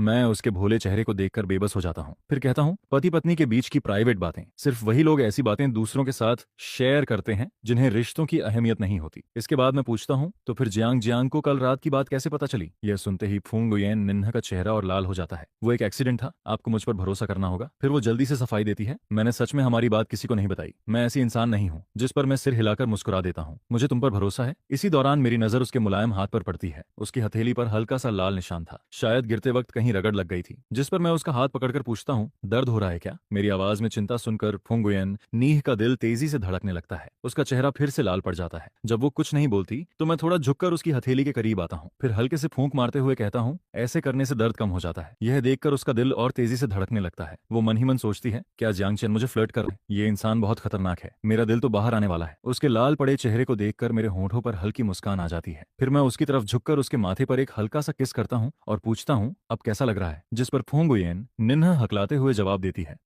ठीक है, अब दर्द नहीं है। उसे इस हालत में देखकर मैं गर्म जोशी से मुस्कुराता हूँ, गुड गर्ल। इसके बाद मैं सीधा उठता हूँ और नहाने चला जाता हूँ। तभी फूंग गुयेन निन्हा लंबी सांस छोड़ती है। वो मन ही मन सोचती है, पहले भी बहुत सारे लड़कों ने मुझे इंप्रेस करने की कोशिश की थी, लेकिन मैं कभी प्रभावित नहीं हुई। मुझे उनके तरीके बचकाने और बेवकूफी भरे लगते थे, लेकिन अब मैं खुद इतनी नर्वस क्यों हो रही हूँ? उसका दिल अभी तेजी से धड़क रहा था। वो अपनी छाती पकड़कर सोफा पर गिर जाती है। कुछ देर बाद जब मैं नहाकर बाहर आता हूँ तो वो अब भी मेरी नजरों से बच रही होती है। जिस पर मैं पूछता हूँ, क्या हुआ? हाथ फिर दर्द कर रहा है क्या? मुझे पहले की इन्वेस्टिगेशन रिपोर्ट्स याद आने लगती हैं। उनमें लिखा था कि फूंग गुयेन निन्हा घमंडी, जिद्दी और बहुत अकड़ वाली लड़की है, लेकिन पिछले कुछ दिनों में जो मैंने देखा वो उससे बिल्कुल अलग थी। असल में वो काफी मासूम और शर्मीली थी। उधर फूंग गुयेन निन्हा खुद पर झुंझला रही थी, मैं इतनी बेकार क्यों हूँ? हर बार उसका एक सवाल सुनते ही मेरा चेहरा लाल क्यों हो जाता है? मैंने जिंदगी में क्या क्या नहीं देखा, फिर मुझे शर्म किस बात की आ रही है? इसी बीच मैं उसकी चमकती आंखों को देखकर हंस पड़ता हूँ। मुझे हंसते देखकर वो हिम्मत जुटाती है, फिर धीरे धीरे मेरे पास आती है और अपना छोटा सा हाथ मेरे सामने बढ़ा देती है। फिर दर्द हो रहा है? जिस पर वो धीरे से कहती है, एक बार और फूंक मार दो। फिर थोड़ी हिम्मत करके जोड़ती है, या फिर एक किस कर दो। यह कहते समय उसका दिल बेकाबू होकर धड़क रहा था। वो सोचती है, जियांग चेन मुझे छेड़ सकता है तो क्या मैं उसे वापस नहीं छेड़ सकती? उधर मैं उसके अचानक बढ़ाए हुए हाथ को देखकर कुछ पल के लिए चौंक जाता हूँ। मुझे बिल्कुल उम्मीद नहीं थी कि वो ऐसा करेगी। मैं तो सोच रहा था कि वो शर्माकर भाग जाएगी, लेकिन अब वो पहले से काफी बदल चुकी थी। जिस पर मैं हल्का सा मुस्कुराता हूँ और कहता हूँ, ठीक है। फिर मैं उसकी हथेली पर हल्की फूंक मारता हूँ और उसके बाद उसकी हथेली पर एक हल्का सा किस कर देता हूँ। फिर पूछता हूँ, अब तो दर्द नहीं है? फूंग गुयेन निन्हा कुछ कहना चाहती है ताकि अपनी इज्जत बचा सके, लेकिन उसका दिमाग पूरी तरह खाली हो चुका था। जिस पर मैं मुस्कुराकर कहता हूँ, लगता है अब दर्द खत्म हो गया, अगर बाद में फिर दर्द हुआ तो मुझे बता देना। यह सुनकर फूंग गुयेन निन्हा का चेहरा फिर से लाल पड़ जाता है, जबकि मैं भी अचानक महसूस करता हूँ कि मेरी बात कुछ ज्यादा ही अजीब लग सकती है। जिस पर वो शर्माते हुए पूछती है, सच में? जब भी दर्द होगा मैं आपके पास आ सकती हूँ? उसकी बात सुनकर मैं कुछ पल के लिए चुप हो जाता हूँ, क्योंकि इस सवाल का जवाब देना अचानक उम्मीद से कहीं ज्यादा मुश्किल लगने लगता है। बाकी हर काम में मैं हमेशा माहिर रहा हूँ, लेकिन इस मामले में यह भी मेरी पहली बार की एक्सपीरियंस थी। जिस पर फूंग गुयेन निन्हा मुझे इस तरह चुप होता देखकर मन ही मन काफी खुश हो जाती है। वो सोचती है, तो आखिरकार मैं भी जियांग चेन को शर्मिंदा कर सकती हूँ। जिस पर मैं उसकी तरफ देखकर बिल्कुल शांत आवाज में कहता हूँ, जियांग जियांग ने तुम्हें सिर्फ डांटा था, क्या चाहती हो कि मैं अभी उसे कॉल करके सच में तुम्हारी पिटाई करवा दूं? यह सुनते ही फूंग गुयेन निन्हा का चेहरा लाल पड़ जाता है। फिर वो दांत पीसते हुए कहती है, नहीं चाहिए। यह कहकर वो तुरंत वहां से भाग जाती है। इसके